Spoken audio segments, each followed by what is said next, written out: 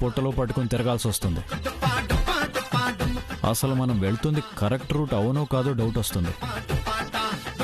ఈ చీకట్లో అన్ని రూట్లు ఒకేలా ఉన్నాయి.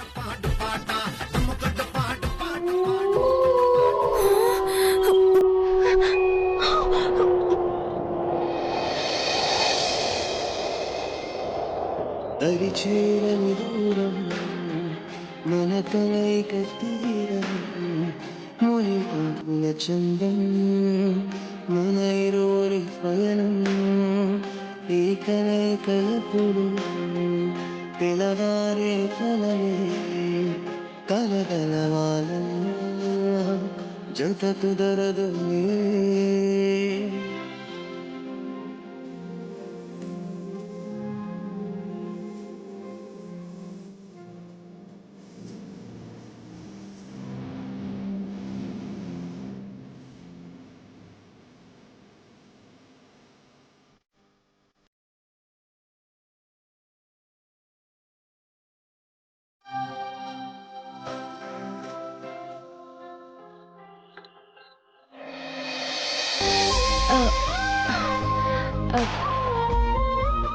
వెళ్ళిపోయిందా? ఏంటది? మీరు దేన్నో చూసి గట్టిగా అరిచారు కదా. అరిచింది నేను కాదు, నువ్వు. ఇక్కడ ఏ జంతువు అరవలేదు, నాకే కొండ చిలువ చుట్టుకుంది.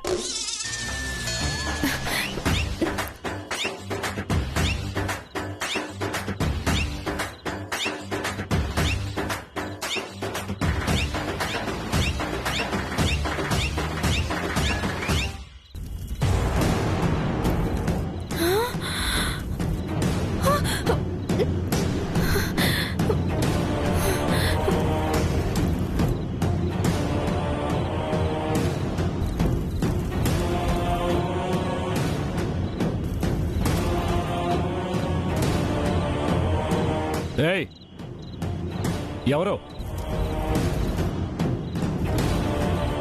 ఎవరది? ఎవరంటుంటే?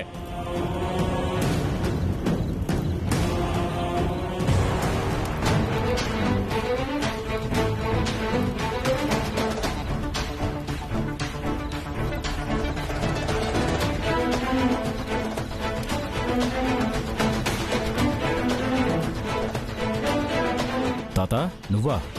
అవును బాబు, నేను ఇంటికి వెళ్తుంటే మీ కారు ఇంకా అక్కడే ఉంది. మీరు దారి తెలియక ఈ చీకట్లో ఇంకా ఇక్కడే తిరుగుతూ ఉంటారని మీకోసమే వచ్చాను బాబు. థ్యాంక్స్ తాత. నా థ్యాంక్స్ కూడా తాత. నువ్వచ్చు చచ్చిపోయిన మా తాతలాగే ఉన్నావు.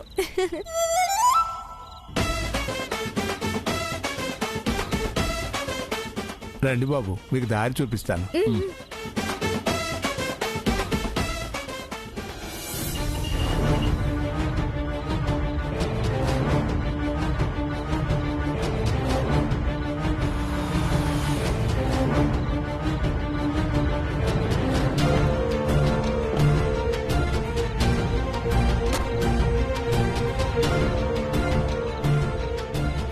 ఇదిగో, జరిగింది ఏది ఇంట్లో చెప్పకు. ఎందుకు? నువ్వేమీ ఒలింపిక్స్లో పథకం సాధించుకుని రాలేదు. దారిని పోయే కంపెనీ చున్నీకి తగిలించుకున్నావు. కంప గురించి చెప్పకపోయినా చున్నీ గురించి కూడా చెప్పకూడదా? అసలు నోరు విప్పకూడదు. ఎవరిని ఏమంటున్నారు మీరు? పెట్రోల్ ధర తగ్గమంటే తగ్గుతుందా? బంగారం రేటు తగ్గమంటే తగ్గుతుందా? ఉల్లిపాయ రేటు తగ్గమంటే తగ్గుతుందా? అలాంటిది భాను నోరు విప్పొద్దంటే అదెలా సాధ్యం అవుతుంది? ఆపో. ఇంటి ప్రాబ్లంని, ఇంటర్నేషనల్ ప్రాబ్లంని, స్టాక్ ఎక్స్చేంజ్ని తీసుకెళ్ళి రైతు బజార్లో ఉల్లిపాయల్లో అమ్మకు. లోపలికి వచ్చి నోరు మూసుకుని ఉండు. ఏదైనా చెప్పదలుచుకుంటే నేను చెప్తాను. ఓ నన్ను అడిగితే? నీకు దేని గురించి తెలియనట్టే ఉండు. అలాగే.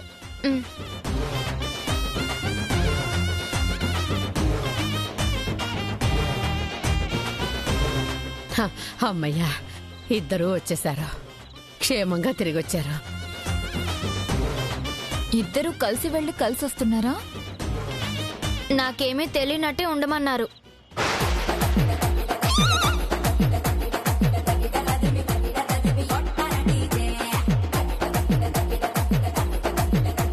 అవును, డ్రాప్ చేసి వెళ్ళి పికప్ చేసుకుని వచ్చాను.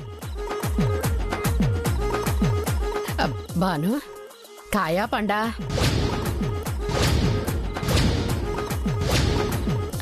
ఎర్రకాయ పచ్చకాయ జయమ్మా. నువ్వు తిన్న కాయల గురించి మాట్లాడలేదు. వెళ్ళిన పని అయిందా లేదా అని అడుగుతుంది. ఓ అవునా? వేషం కన్నా దేశం ముఖ్యం కదా జయమ్మా, అందుకే. ఆవేశపడద్దు. అవే డైలాగులు రిపీట్ చేసి చెప్పొద్దు.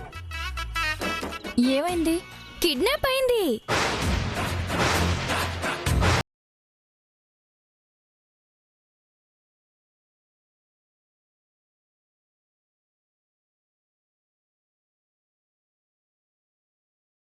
ఫ్రెష్ అయ్యి రెస్ట్ తీసుకో. అలాగే. నాకేం తెలీదు, నేనేం చెప్పలేదు. Shut up and get out.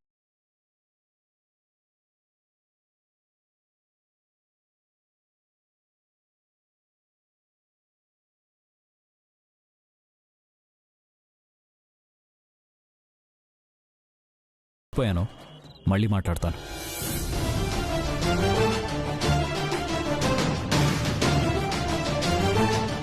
ఇద్దరు కలిసి ఏదో దాస్తున్నారు.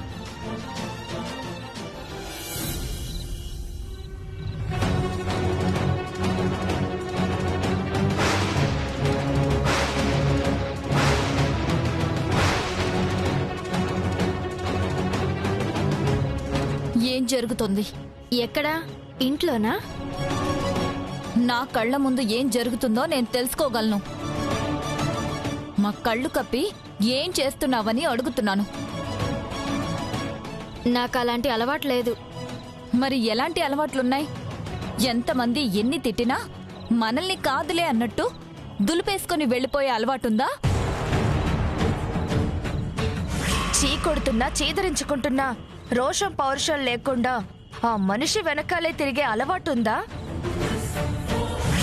ఇంట్లో నుంచి పొమ్మంటున్నా ఆ ఇంటి గేటునే పట్టుకుని వేలాడే అలవాటుందా? మీరు నన్ను చాలా అవమానిస్తున్నారు.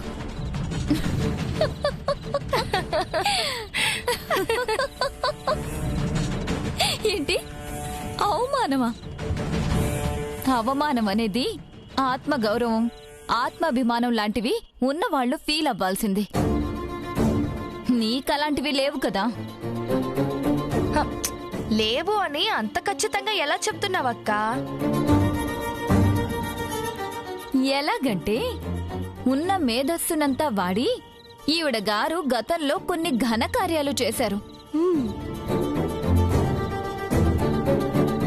వాటిని మెచ్చి ఏజే ఈవిడ్ని మెడపెట్టుకుని ఇంట్లో నుంచి బయటికి గెంటేశాడు. మామూలుగా సిగ్గు రోషం ఉన్నవాళ్లు ఎవరైనా అయితే ఏ నుయ్యో గొయ్యో చూసుకుంటారు. కానీ ఇక్కడ భాను కదా.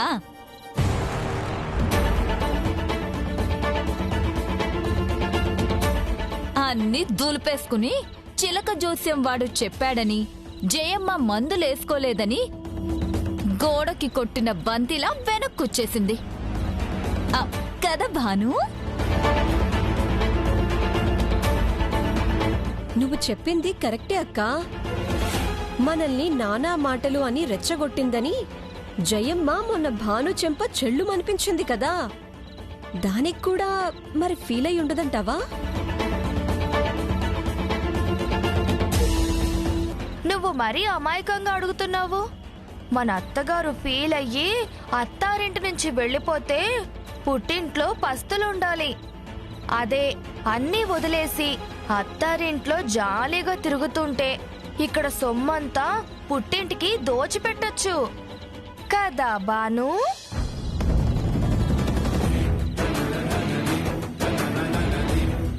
అవునా భాను, నిజమా? అందుకేనా చీ అన్నా పో అన్నా గోడకి కొట్టిన పిడకలా ఈ ఇంటినే అంటి పెట్టుకుని ఉంటున్నావు?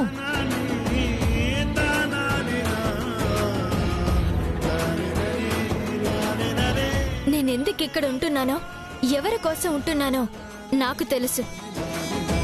నాకు మాత్రమే తెలుసు. మీకు చెప్పాల్సిన అవసరం లేదు. నేను సమాధానం చెప్పుకోవాల్సింది ఏజేకి మాత్రమే. నిన్ను ఎప్పటికీ ఏజే తన భార్యగా స్వీకరించడు. ప్రవల్లిక అత్తయ్య స్థానం నీకు ఇవ్వడు.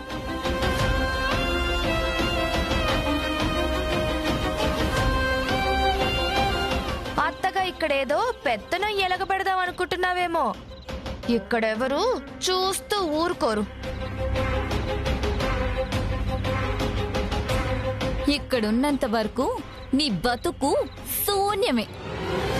నీ జీవితం ప్రశ్నార్థం.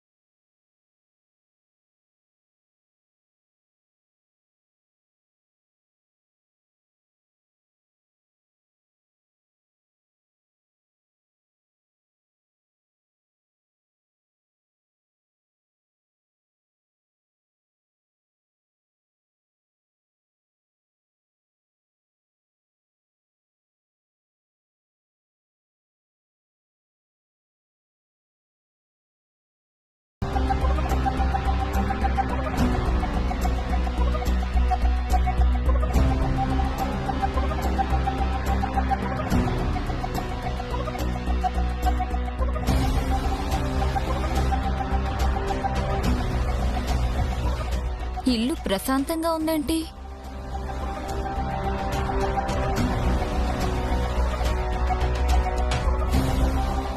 అయ్యో, ఏదో మాయపట్టి వదిలినట్టుంది. భాను వెళ్ళిపోయి ఉంటుంది. ఎక్కడా లేదు. అయ్యో, ఇంకెక్కడుంటుంది? ఉండదు. ఎందుకు? ఒక పెద్ద తప్పు చేసి దొరికిపోయింది. ఫ్యామిలీనే విడదీసే స్థాయికి వెళ్ళిందంటే మన రాత్రి ఏజే బాగానే వార్నింగ్ ఇచ్చుంటాడు. పైగా భాను మీద మొదటిసారి జయమ్మ చేయి చేసుకుంది. ఇవన్నీ కాకుండా రాత్రి నేను కూడా స్ట్రాంగ్ వార్నింగ్ ఇచ్చాను. అందుకే ఎక్కడికో వెళ్ళిపోయి ఉంటుంది. అయితే ప్రవల్లికత్తయ్య ఆబ్దికం ఎలాంటి ఆటంకాలు లేకుండా జరిగిపోతుంది. మనకి మళ్ళీ పాత రోజులు వచ్చాయన్నమాట. ఇంటికి పట్టిన గ్రహణం వదిలిపోయింది. ఇదిగో ఇప్పుడే చెప్తున్నా, ఆబ్దికం అయిపోగానే మనమందరం భాను వదిలిపోయినందుకు పెద్ద పార్టీ చేసుకోవాలి. హా, లేకపోతే మన ఫ్యామిలీనే డిస్టర్బ్ చేస్తుందా? ఇక ప్రశాంతంగా పనులు మొదలు పెడదాం. అక్క, నా బుర్రలో ఒక డౌటు ఇప్పుడే నిద్ర లేచింది. ఏంటది? ఈ భాను ఇంట్లో నుంచి వెళ్ళిన ప్రతిసారి గోడ కొట్టిన బంతిలా తిరిగి వస్తూనే ఉంది.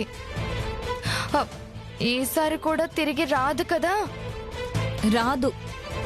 ఎందుకంటే ఈ ఇంట్లో ఎటొచ్చి ఎటుపోయినా భానుకి జయమ్మ సపోర్ట్ ఫుల్ గా ఉండేది.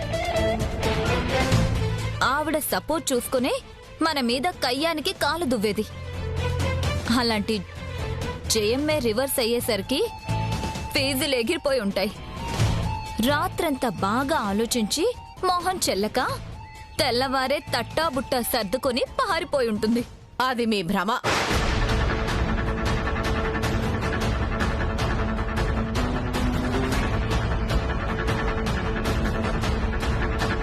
నా కోడలు ఉండి పోరాడుతుంది తప్ప పిరికిదాన్లా పారిపోదు. కోపం వచ్చి మీరే ఆ కోడలి చెంప పగలగొట్టారు కదా, మర్చిపోయినట్టున్నారు. ఇప్పుడు మళ్ళీ బాను భజన మొదలు పెట్టారేంటి జయమ్మ? పిచ్చిదానా, నేను భాను మీద కోపంతో కొట్టలేదు. కోపంతో ఊగిపోతున్న ఏజే నుంచి భానుని సేవ్ చేయడానికే నేనలా యాక్ట్ చేశాను. నేను కొట్టాను కాబట్టే ఏజే భానుని ఇంకేం అనకుండా వదిలేశాడు.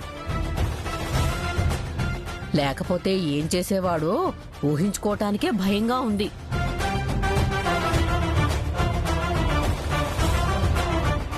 అలా నా బహుని సేవ్ చేశానన్నమాట.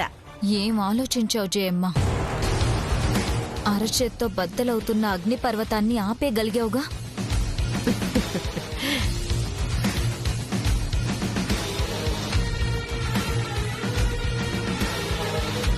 మరి ఆబ్దికం పనులన్నీ తనే చేస్తానని ప్రగల్భాలు పలికి పొద్దున్నే ఎక్కడికి వెళ్ళినట్టు జయమ్మ?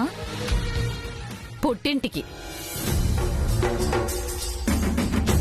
అలిగి వెళ్ళలేదు, ఆహ్వానించడానికి వెళ్ళింది. ప్రవల్లిక ఆబ్దికానికి వియ్యంకుల్ని పిలవమని నేనే చెప్పాను, అందుకే వెళ్ళింది. నేననుకున్నదే నిజమైంది. బాను గోడ కొట్టిన బంతిలో తిరిగొస్తుంది. గోడకు వేసిన సున్నంలో అతుక్కుపోతుంది. కోడళ్ళు ఆల్వేస్ డిస్కస్ అత్తగారి గురించి, అత్తగారు ఆల్వేస్ డిస్కస్ ఐడియాల గురించి. అండర్స్టాండ్?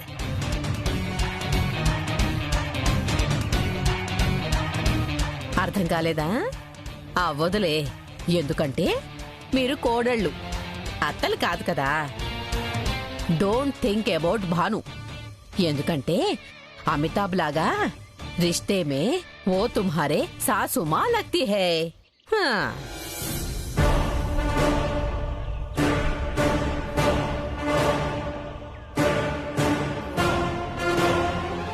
అలిగి వెళ్ళలేదు, ఆహ్వానించడానికి వెళ్ళింది.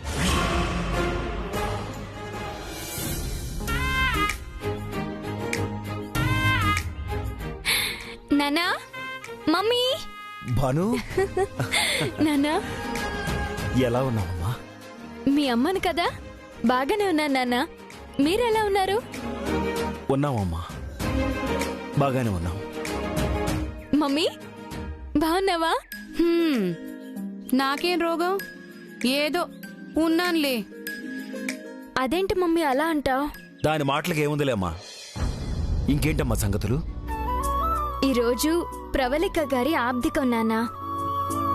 జయమ్మ మిమ్మల్ని రమ్మని చెప్పింది, అందుకే పిలవడానికి వచ్చాను.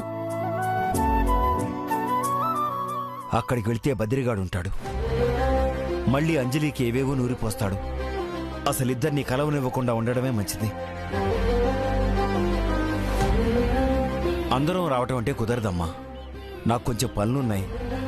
మీ మమ్మీని పంపిస్తాను. అబ్బో, ఈయన గారు చేసే బిజినెస్ కి బిజీగా ఉన్నారు. నేనే మరి ఖాళీగా ఉండి చస్తున్నాను. కన్యాకుమారి, నువ్వు కాస్త కామ్గా ఉంటావా? ఆ ఉన్నమాట అంటే ఉలికెక్కువని ఊరికే అనరు. నీ సామెతల పుస్తకం కట్టిపెట్టి పైన నా ఫోన్ ఉంది, వెళ్ళి తెచ్చిపెట్టు. అందుకేగా ఉన్నది.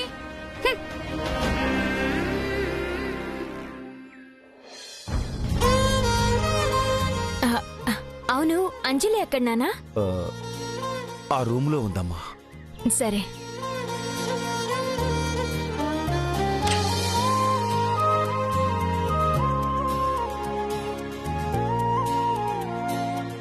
అంజలి బాగున్నావా? నువ్వు ఉండనిస్తేగా.